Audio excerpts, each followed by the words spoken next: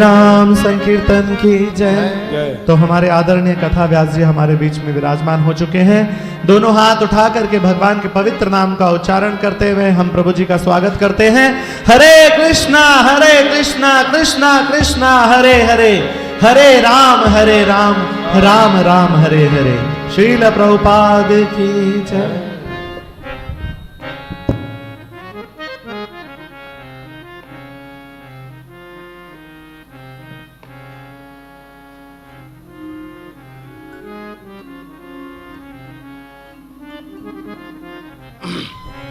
हरे कृष्णा नारद प्रभु।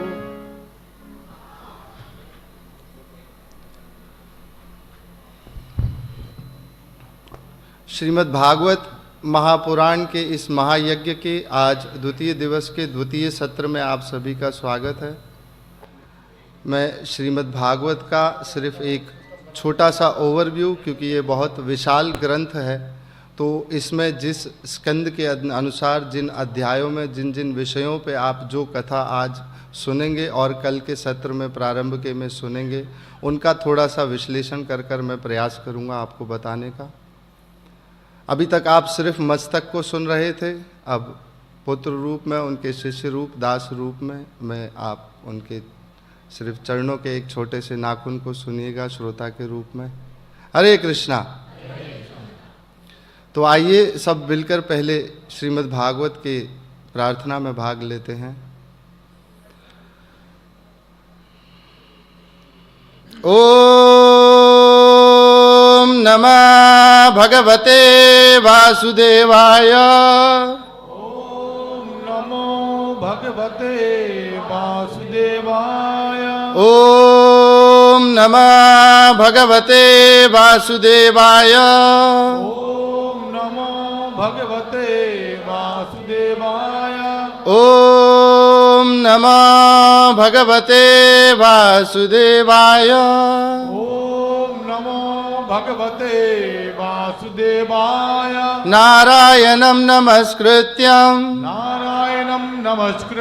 नरं चैव नरोत्तमं देवीं सरस्वतीं व्यासं ततो जयामुदीरये नष्टप्रायेषु अभद्रेषु नित्यं भागवत सेवया भगवती उत्तम श्लोके भक्तिर्भवती नष्टकी कृष्णाय वासुदेवाय देवकी नंदनाय च नंदगोपकुमाराय गोविंदाय नमो नमः नमो महावदन्याय कृष्ण प्रेमा प्रदायते कृष्णाय कृष्ण चैतन्य नामनि गौरत्वेषे नमः जय श्री कृष्ण चैतन्य प्रभु नित्यानंद श्री अद्वैत गदाधर श्रीवासादि गौर भक्त वृंदा।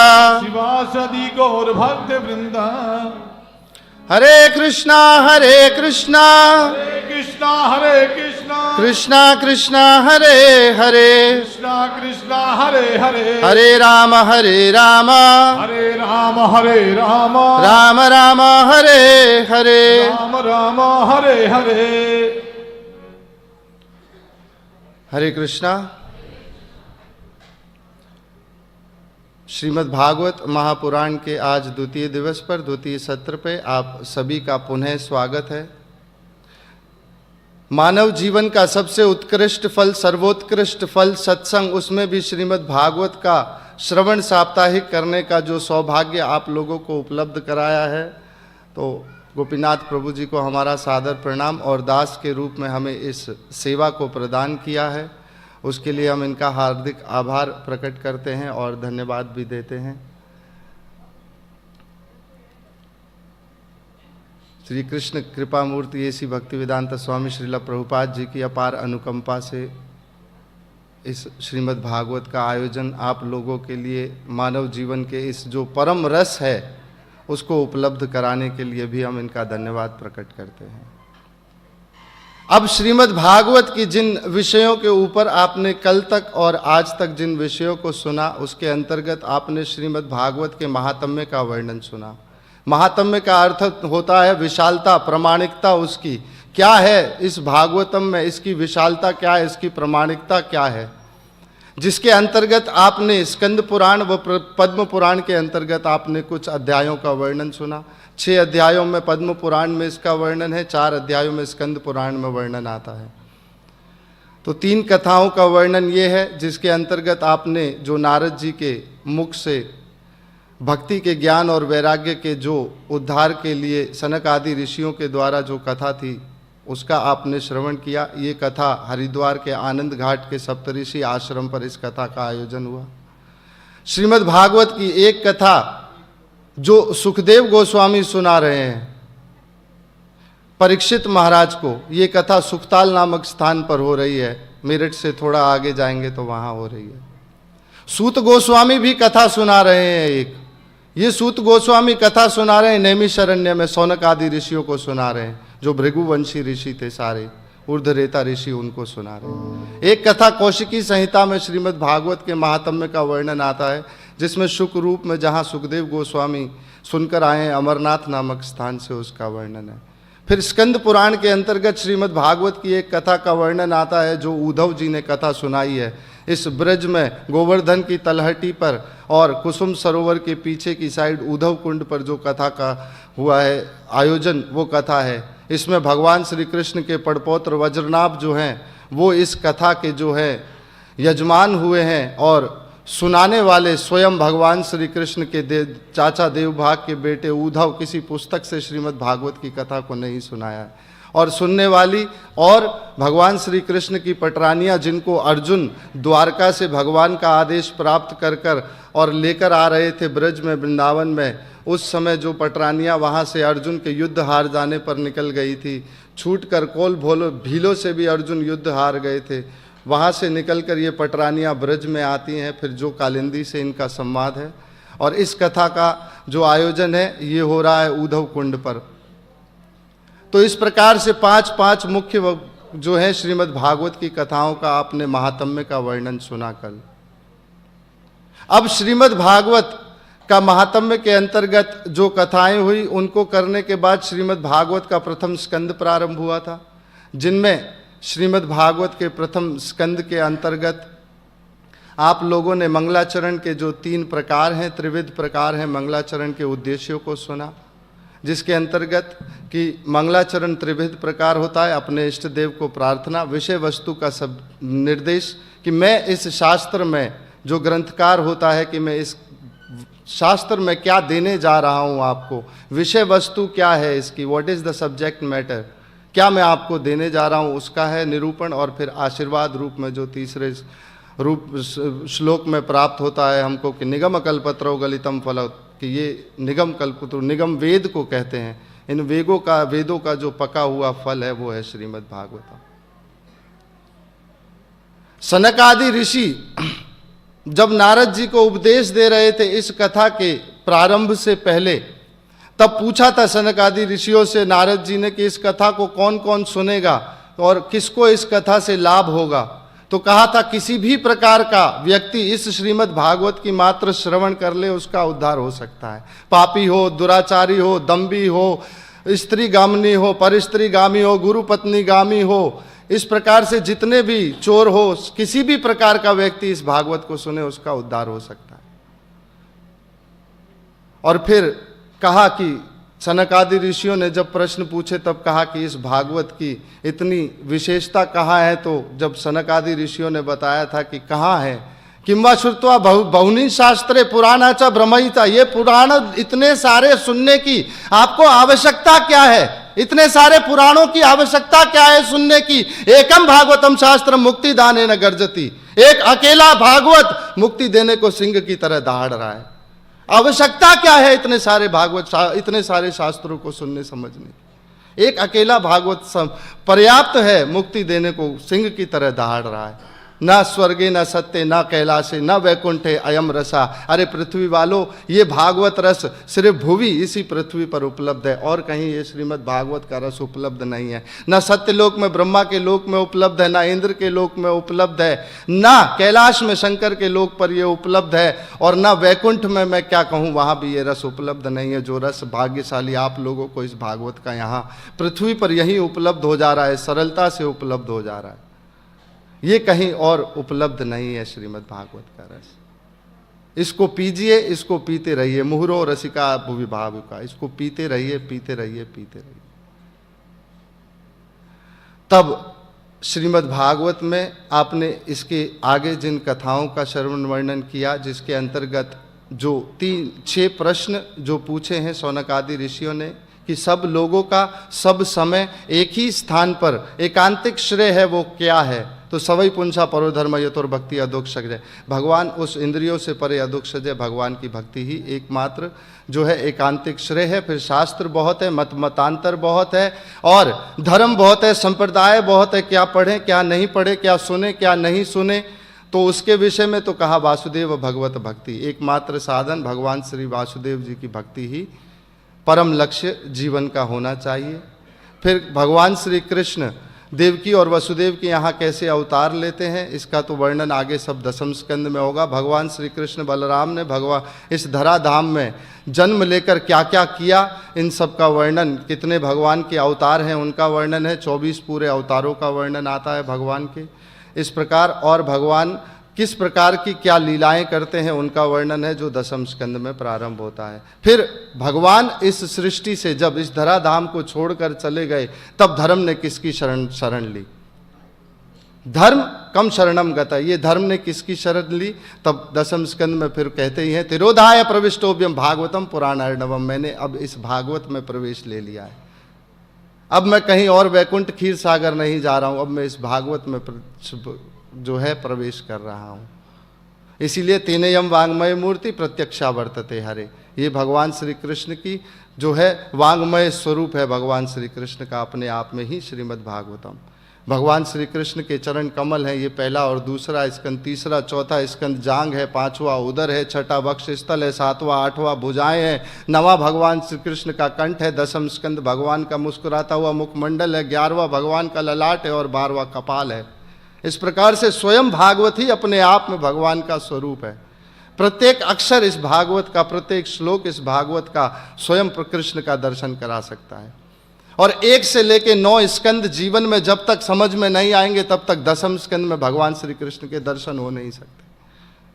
वो मुस्कुराता हुआ मुखमंडल का दर्शन, वो नील वर्ण का दर्शन, वो कमर में लकूटी बांधे हुए का दर्शन हो नहीं सकता है मुस्कुराते हुए का, जब तक 9 स्कंद जीवन में समझ में नहीं आएंगे। इसके बाद 3 आगे के अध्यायों में फिर और प्रश्न पूछ लिए सनक आदि ऋषियों ने। ये भागवत कब, कहाँ और किसकी प्रेरणा से प्रकट हुई? तो बद्रिक शंडप मंडली, ये भागवत श्रीमद् भागवतम बद्रिका आश्रम में व्यासदेव जी का संप्राशन नाम का आश्रम है। वहाँ उस जगह पर वेदव्यास जी के द्वारा इस भागवत का भक्ति योग के माध्यम से सातवतम संहिताम, ये पूर्ण सातवतम संहिता व्यासदेव जी ने भक्ति योग के माध्यम से बद्रिका आश्रम में इसको प्रकट की। नारद जी की प्रेरणा से प्रकट हुई है और वेदव्यास जी ने जो इसको प्रकट कर कर हमको दिया है। तो इस प्रकार से आपने सुना। और फिर नारद जी, जब गुरु बहुत प्रसन्न होता है तो अपने जीवन का अनुभव बताता है, तो 3 जन्मों के अनुभव को आपने सुना नारद जी के, कि कैसे मैं दासी पुत्र था पहले, उसके बाद उपभ्रंश नाम का पहले गंधर्व, फिर दासी पुत्र हुआ, और उसके बाद में आगे भगवान ने मुझे वीणा दी, तब मैं अब भगवान के सिर्फ नाम रूप गुण का लीला का गुणगान करता रहता हूँ। और नारद जी ने ये कहा था जब दर्शन हुए थे नदी में स्नान करने पर, कि मेरा रोम रोम प्रकाशित होने लगा, भगवान मेरे चारों तरफ से तरंगायित हो रहे थे। उस वक्त मैं अपूर्व सुख का अनुगाहन कर रहा था, उस अपूर्व सुख का अनुगाहन करते हुए भगवान लोप हो गए। मैं बहुत छटपटाया, फिर प्रयास किया भगवान को ढूंढने का, परंतु इस बार भगवान मुझे दिखे नहीं। तब गंभीर आकाशवाणी हुई थी कि नारद अभी तुम कच्चे हो, अरे 3 गुणों से परे मिलता हूं मैं, तुम मुझे सतोगुण में इस वन में ढूंढ रहे हो नारद। भगवान बुद्ध जब गए छोड़कर पत्नी को, वापस आए तो पत्नी ने पूछा कि आपने इतने साल तक 14 वर्ष तक आप बाहर रहे, आपको क्या ऐसा प्राप्त हुआ और आपको क्या वास्तव में जाने की आवश्यकता थी, घर छोड़ने की आवश्यकता थी? तो कहा जहां गया और जो मिला वो तो कहीं भी मिल सकता था। भगवान कोई एक पेड़ के नीचे मिलते हैं ये तो जरूरी नहीं है, वो तो कहीं भी मिल सकता था। मैं गया वो अलग बात है, प्रयास मैंने किया वो अलग बात है, परंतु जो मुझे मिला वो तो सर्वत्र है, हर जगह वही है। तब नारद जी ने, प्रभुपाद जी तो हमेशा कहते हैं यही कि भगवान को प्राप्त करने का कोई मैकेनिकल प्रोसेस नहीं है, किसी जप से, किसी तप से, किसी साधना से, किसी योग से, किसी समाधि से भगवान प्राप्त हो जाए ये संभव नहीं है। भगवान प्राप्त होंगे तो किसी भक्त की कृपा से, किसी संत की कृपा से, किसी गुरु की कृपा से आपको प्राप्त हो सकते हैं। उसके अलावा भगवान को प्राप्त करने का कोई और साधन नहीं है, और गुरु भगवान की कृपा से प्राप्त होता है। गुरु भगवान की कृपा से प्राप्त होता है। सरल स्वयं नहीं प्रयास कर सकता शिष्य जाकर गुरु को खोजने, प्रयास करना चाहिए। इसका मतलब ये नहीं है कि शिष्य को प्रयास छोड़ देना चाहिए, परंतु शिष्य के पास क्या मापदंड है, क्या योग्यता है, उसके पास क्या दिशा सूचक यंत्र है कि वो गुरु को खोजे? कैसे मापदंड करेगा सही गुरु का? तो गुरु कृपा करता है तब मिलता है, और भगवान को प्राप्त करने का कोई मैकेनिकल प्रोसेस नहीं। किसी संत की कृपा से प्राप्त हो जाए ये भगवत कृपा तो प्राप्त हो जाए। ये भगवत कृपा, ये आपको जो हमें जो प्राप्त होती है इन संतों की कृपा से, ये स्वयं प्राप्त नहीं होती है, ये इन भक्तों की कृपा से प्राप्त होती है। ये वैष्णवों के कंधे पकड़कर चलती है कृपा, ये भगवत कृपा वैष्णवों के कंधे पकड़कर चलती है, स्वयं प्राप्त नहीं होती है ये वैष्णव कृपा। उसके बाद के आगे जो प्रश्न पूछा कि सुखदेव गोस्वामी ने, जो व्रक्त चूड़ामणि है, मुनेन्द्र है, योगेंद्र है, सदा ब्रह्म आनंद में लीन रहते, निवृत्त तृष्णीय उपगीय माना है, इस प्रकार से 38 सुखदेव गोस्वामी जी की विशेषताएं श्रीमद् भागवतम में लिखी हुई है। उन्होंने क्यों एक स्थान पर जो गोधवन से अधिक रहते नहीं थे, ठहरते नहीं थे, उन्होंने कैसे एक स्थान पर बैठकर 7 दिनों तक गंगा के तट पर 7 दिनों तक कैसे इस भागवत का अध्ययन कर लिया, 18,000 श्लोक कैसे उन्होंने पढ़े, कैसे 7 दिन का उन्होंने परीक्षित महाराज को ये उपदेश दिया भागवतम का, जिसके विषय में आपने उत्तर जाना। किस प्रकार उद्धव जी और गोपी के श्लोकों को सुनकर जो है सुखदेव गोस्वामी, जो व्रक्त चूड़ामणि थे, ब्रह्म आनंद में लीन रहते थे, उन्होंने भी सब कुछ छोड़ दिया। मधुसूदन सरस्वती हुए बनारस के विज्ञान बहुत अगाढ़ पंडित हुए, अद्वैतवाद के शिखर पर पूजनीय होते थे। पहली बार वृंदावन में घूमते हुए आए जब, तो किसी संत से, सरल संत घूमते हुए साधारण भक्त से पूछ लिया, साधारण भक्त ने मधुसूदन सरस्वती से पूछ लिया, आप मानते हैं कि यह समस्त संसार ब्रह्म है? मधुसूदन सरस्वती कहते हैं हाँ मैं मानता हूं। तो आप ये मानते हैं आप ब्रह्म है, मैं ब्रह्म हूं? कहा हाँ मैं भी ब्रह्म हूं, आप भी मान। तो ये समस्त संसार भी ब्रह्म है, आप भी ब्रह्म है, मैं भी ब्रह्म हूं। आप जब शास्त्र कर कर किसी को हराते हैं तो आपको सुख मिलता है? मधुसूदन सरस्वती कहते हैं हाँ सुख तो बहुत मिलता है। तो कहा बस मेरा इतना सा प्रश्न है साधारण से भक्त का कि ये जो ब्रह्म है, ये ब्रह्म को हराकर सुखी कैसे हो सकता है? ब्रह्म ही ब्रह्म को हरा रहा है और वो भी सुखी हो रहा है। फिर इस एक छोटे से प्रश्न से मधुसूदन सरस्वती जी का जीवन जो है बदल गया। काशी विश्वनाथ गए, पुनः प्रार्थना कर कर आए शंकर भगवान शिव से कि मुझे वृंदावन का मास मिले। और मधुसूदन सरस्वती जी ने यह आकर कहा है स्वयं कि मैं अद्वैत शिखर के, अद्वैतवाद के शिखर पर सबसे उच्च पूजनीय सिरमौर मुकुट था, परंतु इस कृष्ण की लीलाओं को जब मैंने सुना तो मुझे इस ब्रज की माटी पर उसने लौटने को मजबूर कर दिया। वो ब्रह्म आनंद में सुखदेव गोस्वामी किस प्रकार ये छोड़ा उसका वर्णन है। उसके बाद जो प्रश्न पूछा है जिसके अंतर्गत इस श्रीमद् भागवत के प्रथम स्कंद को कहते हैं अधिकारी कैसा होना चाहिए भागवत को सुनने का, और भागवत को सुनने का वक्ता कैसा होना चाहिए। इसीलिए श्रीमद् भागवत के प्रथम स्कंद को अधिकारी स्कंद कहा गया। दूसरा स्कंद भागवत का साधन क्या है भगवान को प्राप्त करने का, और तीसरे स्कंद के बाद से सर्ग विसर्ग स्थानम पोषण ऊति मनवंतर ईशानु कथा निरोध मुक्ति और आश्रय जैसे 10 विषय हैं। भगवत गीता जैसे हमारी 5 विषय पर बात करती है, आत्मा परमात्मा प्रकृति काल और कर्म, इसी प्रकार जब 10 विषयों पर लगातार धारावाहिक कोई पुस्तक बात करे तो उसको पुराण कहा जाता है। तो भागवत में 10 विषय हैं जो दूसरे स्कंद में 10वें अध्याय से प्रारंभ होंगे। तो ये श्रीमद् भागवत का प्रथम स्कंद अधिकारी स्कंद है। भागवत तो सब कहते हैं, ब्रह्मा जी भी करते हैं, भागवत भगवान शंकर भी करते हैं, रुद्र संप्रदाय चलता है, उनसे ब्रह्मा जी से ब्रह्म माधव संप्रदाय चलता है, लक्ष्मी जी करती हैं, रामानुजाचार्य का संप्रदाय चलता है, श्रीपाद आचार्य जी का, निम्बार्क संप्रदाय चलता है, सनक आदि ऋषियों ने जो भागवत सुनाई है सभी कर रहे हैं। ब्रह्मा जी सृष्टि के उद्धार के लिए भागवत करते हैं कि सृष्टि का संचालन मैं ठीक तरह से कर पाऊं। शंकर प्रलय संहार के लिए भागवत को सदा सुनते रहते हैं कि सरलता से तमोगुण का कार्य करना है मुझे, तो उसमें मैं सदा आराम से शांति से कर पाऊं। विष्णु सतोगुण का कार्य करते हैं, वो इस प्रयास में रहते हैं, सभी का पालन पोषण करता है भगवान, और मुझे तो सबका करना है, तो मुझे मेरी स्मृति किस प्रकार लगी रहे, तो भागवत के उसका सेवन करते हैं।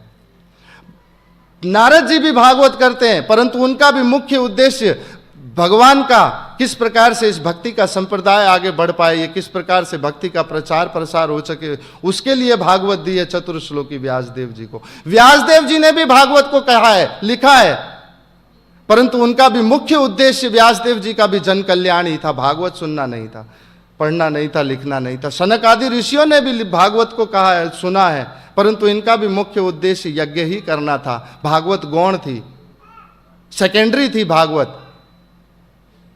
परंतु जो परीक्षित महाराज ने भागवत सुनी है वो निर्गुण भागवत सुनी है। उसमें तक्षक के काटने के बाद 7 दिनों के बाद मुझे क्या होगा इसका कोई भय नहीं है।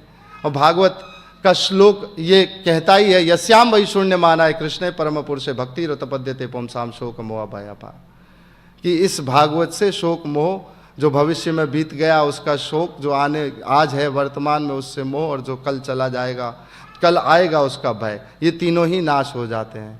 और जब ये नाश होंगे तो आपको पता है कि भगवान किस माध्यम से भीतर जाते हैं।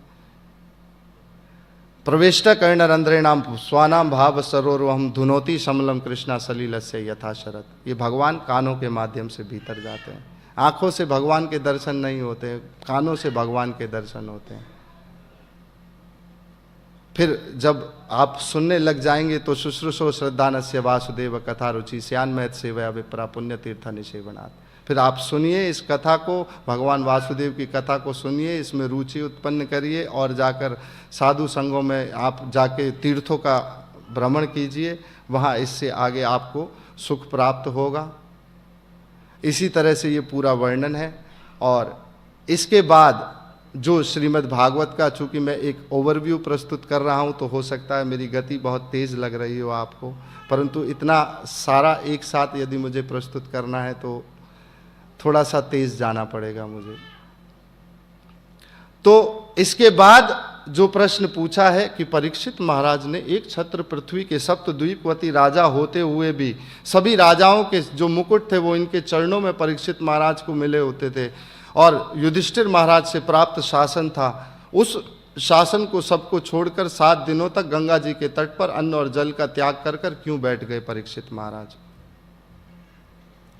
तो इसके उत्तर में 12 अध्याय पूरे हैं। 3 अध्यायों में मंगलाचरण, सनक आदि ऋषियों के प्रश्न, आगे के 3 प्रश्न 3 अध्यायों में, उनका उत्तर 6 हो गए। 12 अध्यायों में आगे के में परीक्षित के कुल का वर्णन है कि ऐसा भागवत भक्त परीक्षित जैसा अद्भुत भागवत जो भगवान के दर्शन गर्भ में पहले से ही कर कर आए हैं, वो भगवान किस प्रकार उनके ऊपर करुणा करते हैं, कृपा करते हैं। जिसके अंतर्गत प्रारंभ में द्रौपदी माता की प्रार्थना का भागवत में वर्णन है। मुच्यता मुच्यता मेषा ब्राह्मणो नतराम गुरु मारुति दस्य जननी पति गौतमी पति देवता, उनका वर्णन है। बहुत सुंदर द्रौपदी की करुणा का वर्णन है और उदार हृदय का वर्णन है। 6 पुत्र 5 सामने, धड़ से अलग, मस्तक से अलग पड़ा हुआ है, सिर्फ धड़ पड़ा हुआ है, उसको भी मारने वाले को क्षमा करने वाली अद्भुत दया की मूर्ति द्रौपदी माता का दर्शन है। उसके बाद उत्तरा की प्रार्थना का दर्शन है। 3 अध्यायों में 3 श्लोकों में उत्तरा ने जो भगवान को प्रार्थना की है अश्वत्थामा के ब्रह्मास्त्र से बचने के लिए, उसका वर्णन आता है। तत्पश्चात माता कुंती की 12 अध्यायों में अद्भुत स्तुतियां हैं, जो श्लोक हैं बहुत सुंदर हैं कि आप ही भगवान माया के द्वारा ये सृष्टि करते हैं, आप ही की सत्ता से ये चलती है। किस प्रकार से ये जो योगी ध्यानी सब प्रयास करते हैं आपको ढूंढने का और फिर आपको प्राप्त करना है, तो दुख ही एकमात्र साधन है, मांगती है कुंती माता। उसके पश्चात भीष्म पितामह की सदगति का वर्णन है। तीन तीन पितृकुलों के अंतर्गत भीष्म पितामह की सदगति का वर्णन है। उसके बाद धृतराष्ट्र की भी सदगति का वर्णन है, युधिष्ठिर महाराज के कृष्ण प्रेम का वर्णन है और विदुर जी की भी सदगति का वर्णन है। तो इस प्रकार जो है ये 12 अध्यायों में ये चलेंगे। अंतिम एक अध्याय में सुखदेव गोस्वामी उस ऋषियों से भरी सभा में, जहाँ ब्रह्मांड के सारे ऋषि आए हुए थे, इस भूलोक के भी, देवलोक के भी, सत्यलोक के भी, ऋषि लोक के भी, महर लोक के भी, तप लोक के भी, नीचे से ऋषि उतर कर आए थे। वो सारे ब्रह्मांड के ऋषि घेरे में बैठे हुए थे। बीच में परीक्षित महाराज बैठे हुए थे, व्यासदेव बैठे हुए थे, उस समय पाराशर मुनि बैठे हुए थे उस स्थान पर। और परीक्षित महाराज सबसे प्रश्न पूछ रहे हैं कि क्या करना चाहिए, मुझे क्या नहीं करना चाहिए, और क्या सुनना चाहिए, क्या नहीं सुनना चाहिए। उस समय व्रक्त चूड़ामणि, जो दिगंबर जिनका वेश है सदा, दिशाएं जिनके वस्त्र हैं, वो सुखदेव गोस्वामी उस ऋषियों से भरी सभा में प्रवेश करते हैं और ब्रह्मांड के सारे ऋषि उस समय खड़े हो जाते हैं। एक पाराशर मुनि खड़े नहीं होते, एक ऋषि व्यास खड़े नहीं होते और एक नारद खड़े नहीं होते। सिर्फ व्यासदेव जी पिता हैं इसीलिए खड़े नहीं हुए, पाराशर मुनि व्यासदेव जी के पिता हैं इसीलिए खड़े नहीं हुए, और नारद जी तो अपने पिता के गुरु हैं, उनके इस सिर्फ ये 3 खड़े नहीं हुए, बाकी सब ब्रह्मांड के ऋषि खड़े हो गए उस समय। क्यों खड़े हो गए? क्योंकि ब्राह्मण अपनी उम्र से बड़ा हो जाए ये आवश्यक नहीं है, उसका तत्व का ज्ञान कितना अधिक है, उसकी गहराई तत्व के ज्ञान के प्रति कितनी अधिक है, इससे ब्राह्मण उच्च होता है, ब्राह्मण इससे पूजनीय होता है, इससे पूछा जाता है। उम्र उसका निरूपण नहीं कर सकती कि उसका ब्रह्म तत्व का, उसको कितना तत्व का ज्ञान है। इसीलिए सुखदेव गोस्वामी को सबने सर्वसम्मति से व्यास आसन पर बिठाया कि आप उपदेश दीजिए। तब परीक्षित महाराज ने एक प्रश्न पूछा है जो 2 खंडों में पूछा गया है कि सब लोगों का सब समय कल्याण एक ही जो है वो क्या है, और जिसकी मृत्यु निकट हो उसको क्या करना चाहिए। और सुखदेव गोस्वामी इस प्रश्न को सुनकर दूसरे स्कंद में इतने प्रसन्न हो जाते हैं, इतने प्रसन्न होते हैं सुखदेव गोस्वामी कि 4 अध्यायों तक मंगलाचरण ही नहीं करते।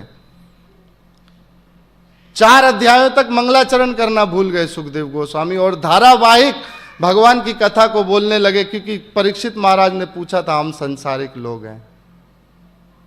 तब सुखदेव गोस्वामी ने कहा था तुम संसार के लोगों की क्या बात करते हो परीक्षित, इन लोगों की क्या बात करें, इनके पास तो समय ही नहीं है ये शास्त्र पुराण पढ़ने का, इनके पास समय नहीं होगा, ये तो बेकार की बहुत सारी पुस्तकें पढ़ लेंगे, अखबारें भी पढ़ लेंगे, जिसकी उम्र दूसरे दिन तक नहीं होती है उसको भी पढ़ लेंगे, परंतु ये वेद शास्त्रों पर व्यासदेव जी ने रात रात भर, प्रभुपाद जी ने 12 वर्षों तक 18 वर्षों तक या रात रात भर जाग कर जिन शास्त्रों का हमको ये परपट उपलब्ध कराए हैं, इनको समझने में स्वयं सक्षम होंगे नहीं ये, और आयु भी इनकी इतनी कम होगी और ये कुछ भी प्रयास करें परंतु ये जान नहीं पाएंगे। सुखदेव गोस्वामी कहते हैं इनके पास समय नहीं होगा पढ़ने का, और ताड़ना में कहते हैं सुखदेव गोस्वामी सब कुछ, और फिर पूछते हैं बताते हैं क्या करना चाहिए क्या नहीं करना चाहिए। तो सुखदेव परीक्षित आपको आज तक संसार में जितने भी महापुरुषों ने, जितने भी सत्पुरुषों ने, जितने भी संतों ने, साधुओं ने प्रयास किया है वो सबसे अधिक अपने हृदय की शुद्धि पर ही किया है। अपने हृदय कैसे शुद्ध हो, अपना हृदय कैसे कोमल हो, निर्मल हो, नवनीत जैसा हो, इसके ऊपर ही सबसे ज़्यादा प्रयास किया है साधुओं ने। और फिर आप बोलते हो क्या सुनना चाहिए क्या नहीं सुनना चाहिए, तो तत्व ब्रह्मांड संसार में मात्र एक ही है, वदंती तत् तत्वम विदस्तत्वम यद ज्ञानमद्वयम् ब्रह्मेति परमात्मेति भगवान इति शब्दते। तत्व एक ही है, सब प्रयास करते हैं, ज्ञानी ब्रह्म ढूंढ लेते हैं, उनको योगी परमात्मा दिख जाता है और भक्त को वो भगवान की तरह वो दिखते हैं। बस तत्व एक ही है, सिर्फ वही जानना है। तो इस दूसरे स्कंद में साधन, भगवान को प्राप्त करने का साधन क्या होना चाहिए, तो इसमें कुल मिलाकर 10 अध्याय हैं, जिसके प्रारंभ के 2 अध्यायों में पहले विराट पुरुष का दर्शन किस प्रकार किया जाना चाहिए, ध्यान धारणा समाधि किस प्रकार से लगे इसका वर्णन है, और भगवान के उस पूर्ण पुरुष के, विराट पुरुष के दर्शन के बाद फिर हृदय कैसे शुद्ध हो, हृदय कैसे निर्मल हो, उसका वर्णन है। और फिर आगे के 3 अध्यायों में उत्पत्ति के द्वारा ब्रह्मा जी नारद जी को संवाद बताते हैं, उसमें सृष्टि का निरूपण कर कर बताया गया है पूरा। और आगे के 3 अध्यायों में उपपत्ति के द्वारा भगवान को किस प्रकार से जाना जा सकता है, इसका वर्णन है। जिसके जो 9वां अध्याय आता है, इसमें 9वां अध्याय, उसमें भगवान के द्वारा संकर्षण शीर्षा भगवान के द्वारा ब्रह्मा जी को चतुर्श्लोकी भागवत का उपदेश दिया। अहम मेवा समेव गाग्र यत या नान्यद यत सत सत परम पश्चादेहम यदे तच्चा सोमस्य सोवस्य हम, कि ये समस्त संसार में, ब्रह्मांड में, इस समस्त चर और अचर जगत में जो भी आपको दिखता है वो सब मुझ में ही है। और इस प्रलय के हो जाने के बाद जो भी शेष रह जाएगा वो भी मैं ही शेष रहूँगा, उसके अतिरिक्त और कुछ भी शेष नहीं रहेगा। और फिर भागवत के 10 विषय बताए गए हैं। ये 10 विषय श्रीमद् भागवत के जो 3रा स्कंध है इससे प्रारंभ हो जाते हैं। सर्ग, विसर्ग, स्थान, पोषण, ऊति, मनवंतर, ईशानुकथा, निरोध, मुक्ति और आश्रय। सर्ग मिलाकर अब 33 अध्याय हैं। और इन 33 अध्यायों के अंतर्गत प्रारंभ के जो 4 अध्याय हैं, इसमें भगवान की सृष्टि का निरूपण कैसे किया जाता है, इसको समझाने के लिए मैत्रेय ऋषि का और विदुर जी का संवाद है। और उससे पहले विदुर जी जब मैत्रेय ऋषि से मिलेंगे, उससे पूर्व में भगवान के परम भक्तों का वर्णन है, जिसमें उद्धव जी और विदुर जी की भेंट का वर्णन है 4 अध्यायों तक। 4 से लेकर 19 अध्याय पर्यंत तक देवीय सृष्टि और असुरी सृष्टि का वर्णन है। देवीय सृष्टि के अंतर्गत जो 12 आदित्य होते हैं वो स्वयंभू, मनु, शतरूपा और उनकी पुत्रियां जो आकुटी, प्रसूति और देहूति हैं। और देहूति का विवाह कर्दम मुनि से होगा, उनकी 9 पुत्रियां और 1 पुत्र भगवान कपिल देव के प्राकट्य का वर्णन है। असुरी सृष्टि के अंतर्गत कश्यप ऋषि और दिति के अंतर्गत हिरण्याक्ष और हिरण्यकशिपु के जन्म का वर्णन है। तो ये सब पद्मकल्प में है। फिर ब्रह्मकल्प प्रारंभ होता है और अब जब इसमें हम चल रहे हैं ये वराहकल्प है। तो ये हिरण्याक्ष और हिरण्यकशिपु जो है ये इससे पहले के कल्प के हैं, पद्मकल्प के हैं। तो ये जो है 3रे स्कंद का विशेष जो है हमने आपको कर कर बताया। ये तो दूरदर्शिता है कि जिसको आप आगे तक अब सुनने वाले हैं, सिर्फ एक उसका श्रवण है। दूरदर्शिता क्या होती है, किसी ने पूछा तो कहा क्या होती है। एक व्यक्ति किसी मित्र की पार्टी में गया, वहां भोजन किया उसने, अच्छा पहले दाल चावल खाए, फिर बादाम का हलवा खाया और फिर दाल चावल खाए। दोस्त ने पूछा ऐसा तूने क्यों किया, कोई विशेष कारण है ऐसा करने का? तो कहा मौसम थोड़ा ठीक चल नहीं रहा है, घर जाके कुछ गड़बड़ हुई, उल्टी आई तो भी दाल चावल बाहर आएगा, और लूज मोशन लग गए तो भी दाल चावल ही बाहर आएगा, ये बादाम का हलवा सेफ रह जाएगा अंदर, ये सेफ रहेगा अंदर एकदम। गणित सी लगती है। एक अध्यापक बैठे हुए थे कक्षा में, निरीक्षण करने के लिए आए, कोई निरीक्षक आए निरीक्षण करने के लिए। तो देखा बच्चों आप लोगों की पढ़ाई कैसी चल रही है सब? तो कहा बहुत अच्छा है मास्टर जी, जो भी सिलेबस है उसको बहुत अच्छे से पढ़ा रहे हैं। तो निरीक्षक ने कहा कि मैं यदि आपसे एक प्रश्न पूछूं तो आप इसका उत्तर दोगे? तो बच्चों ने कहा बिल्कुल देंगे। निरीक्षक ने यह सवाल पूछा कि उज्जैन से इंदौर की दूरी 50 किलोमीटर है, बच्चों बताओ मेरी उम्र कितनी है? बच्चों बताओ मेरी उम्र कितनी है? उज्जैन से इंदौर 50 किलोमीटर दूर है। कोई बताएगा? एक बच्चे ने हाथ खड़ा किया सिर्फ। वो बच्चा बोलता है मास्टर जी आपकी जो उम्र है वो 48 साल है। और वास्तव में उसकी उम्र 48 साल थी। वो बड़ा प्रसन्न हुआ, बच्चों तुम बहुत अच्छा आपने गणित किया है, सब अपने मित्रों को बताओ आपने ये गणित किया कैसे? कहा सर मैंने बहुत अधिक तो प्रयास नहीं किया है, मेरे घर पे मेरा भाई है एक 24 साल का, वो आधा पागल है। सर आप 48 साल के हैं, ऐसा सवाल कोई पक्का मूर्ख ही पूछ सकता है, कोई साधारण व्यक्ति ऐसा सवाल नहीं पूछ सकता, कोई पूरा मूर्ख ही पूछ सकता है ऐसा सवाल। तो भागवत हमें ये दिखाता है कि हमारा स्वरूप क्या होना चाहिए और भगवान एकमात्र हैं जिनको हमें जीवन में उतार लेना चाहिए।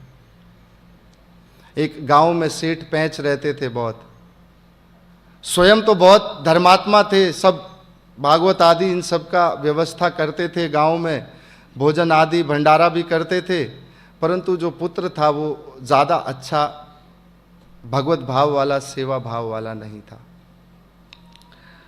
तो पूछा कि कैसे इसको मैं भगवान की भक्ति की ओर उन्मुख कर पाऊँ, मैं तो क्या प्रयास करूँ मैं। कुछ समझ तो आ नहीं पाया, परंतु व्यापारी थे बहुत बड़े, सेठ थे तो ज्ञान था अधिक, भविष्य को जान सकते थे कैसे होगा बच्चा, कैसे समझेगा। तो कहा कि समय के साथ पिताजी तो देहांत हो गया, वैकुंठवास हो गया, अब बेटा जो था वो भगवत भक्त था नहीं। अब सेठ जी ने संपत्ति छोड़ी थी अपनी कुछ, और कहा था कि इस संपत्ति का बंटवारा कर देना आप लोग। इस संपत्ति का, मेरी पूरी संपत्ति का दूसरा हिस्सा, आधा हिस्सा मतलब आधा पूरा मेरे बेटे को दे देना, चौथा हिस्सा मेरी पत्नी को दे देना, और पांचवा हिस्सा मेरी संपत्ति का मेरी जो सेवा तन्मयता के साथ जिस सेवक ने की है उसको पांचवा हिस्सा दे देना। अब संपत्ति बंटने लगी, सब बांट दिया गया। अब अंत में 19 ऊंट बचे। अब कहा कि 19 ऊंटों को कैसे बांटा जाए, 19 का आधा हो 9.5, तो ऊंट तो काट कर आधा नहीं किया जा सकता, तो 19 का आधा कैसे हो, आधा हो तो चौथा हो, चौथा हो तो पांचवा हो, किया कैसे जाए।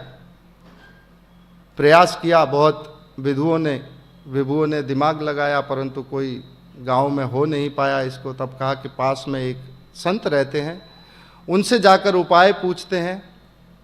तो ये सब गांववासी आदि पहुंचे कि ये इसकी संपत्ति का बंटवारा करना है, परंतु सब बांट दिया, 19 ऊंट हमसे बंट नहीं रहे हैं, आधा कैसे करें। महाराज जी ने कहा कोई ज़्यादा समस्या की बात नहीं है, महाराज जी के पास भी ऊंट था, वो अपना ऊंट लेके चल दिया। अब वहां पूछे तो कहा ये 19 ऊंट हैं, इनको बांटना है। महाराज कहते हैं ये एक ऊंट जाकर पहले मेरा वहां खड़ा कर दो। कहा अब कितना बचा, आधा हिस्सा 10 ऊंट इसके बेटे को दे दो, चौथा हिस्सा कितना होगा, 19 और 1 20 का चौथा हिस्सा कितना होगा, 5। कहा ये इनकी पत्नी को दे दो। 20 का चौथा पांचवा हिस्सा कितना होगा, कितने हो गए, 10 5 15 और 4 19, मेरा ऊंट मेरे को वापस दे दो, आपकी समस्या का समाधान हो गया। पूछा कि महाराज जी आपने गणित इतना अद्भुत, बेटे ने आके पूछा किया कैसे। कहा ये बेटा कोई बहुत अधिक गणित नहीं था, ये तेरा पिता तेरे को ये शिक्षा दे के गया है कि एकमात्र जीवन में भगवान को धारण कर लेगा तो सारी समस्याएं हल हो जाएंगी, नहीं तो ये 19 ऊंटों की तरह तेरी समस्याएं सदा समस्याएं बनी रहेंगी। एक भगवान को धारण करने से सारी समस्याएं समाप्त हो जाती हैं। तो अब तीसरे स्कंद का और चौथे स्कंद का और पांचवें स्कंद का कल हम प्रयास करेंगे एक छोटा सा ओवरव्यू देने का।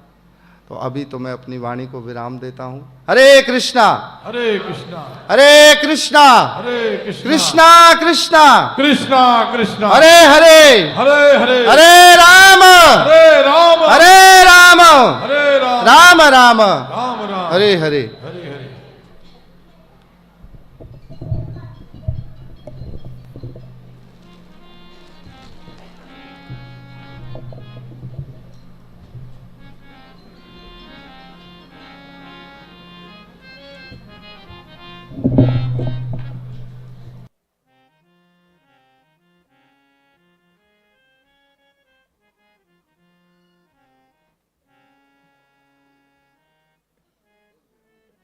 हरे कृष्णा।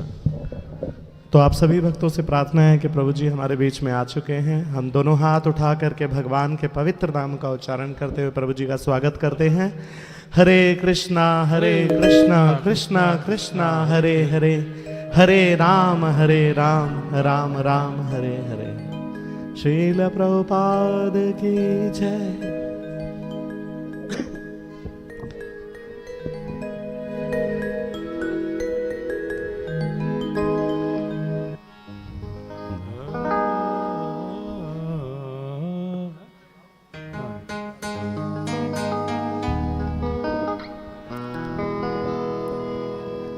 जय राधा माधव जय कुंज बिहारी।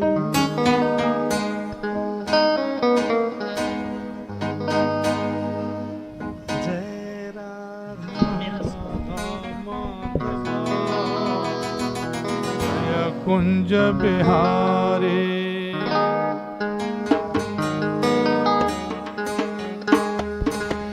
श्री श्री राधा श्याम सुंदर भगवान की, श्री श्री कृष्ण बलराम भगवान की, पतित पावन निताई गौर चंद्र महाप्रभु की जय। श्रील प्रभुपाद की जय।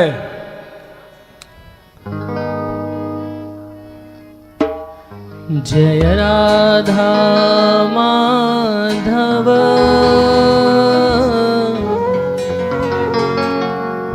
जय कुंज बिहारी। जय राधा माधव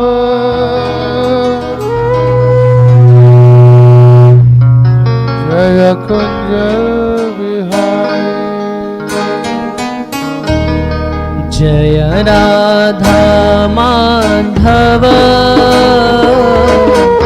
जय कुंज बिहारी।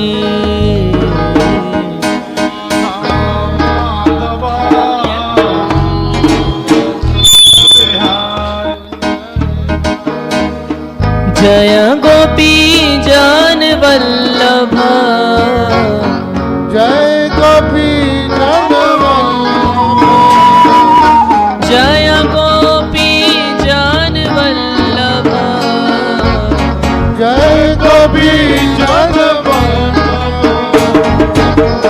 जय गिरिवर धारी।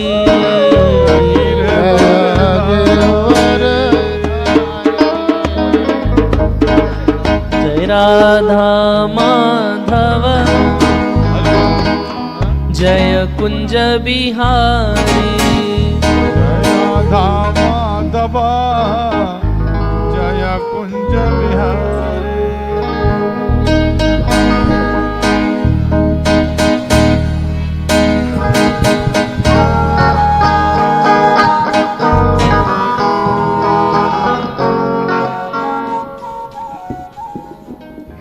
करतार भी हो जाएगा।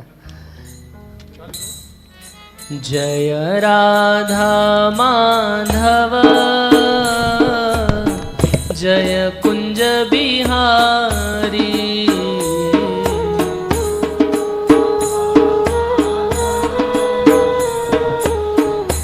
जय कुंज बिहारी।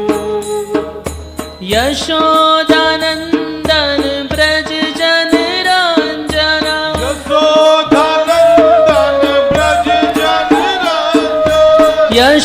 यशोदानंदन ब्रज जन रंजना ब्रज जन रंजन। यशोदानंदन ब्रज जन रंजना। ब्रज जन रंजन। यमुना तीरा वनचारी।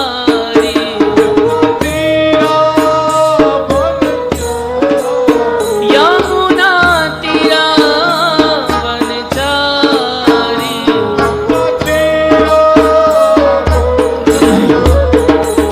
जय राधा माधवा कुंज बिहारी।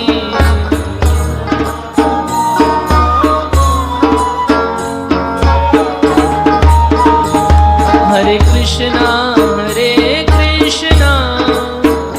कृष्णा कृष्णा हरे हरे, हरे राम राम राम हरे हरे।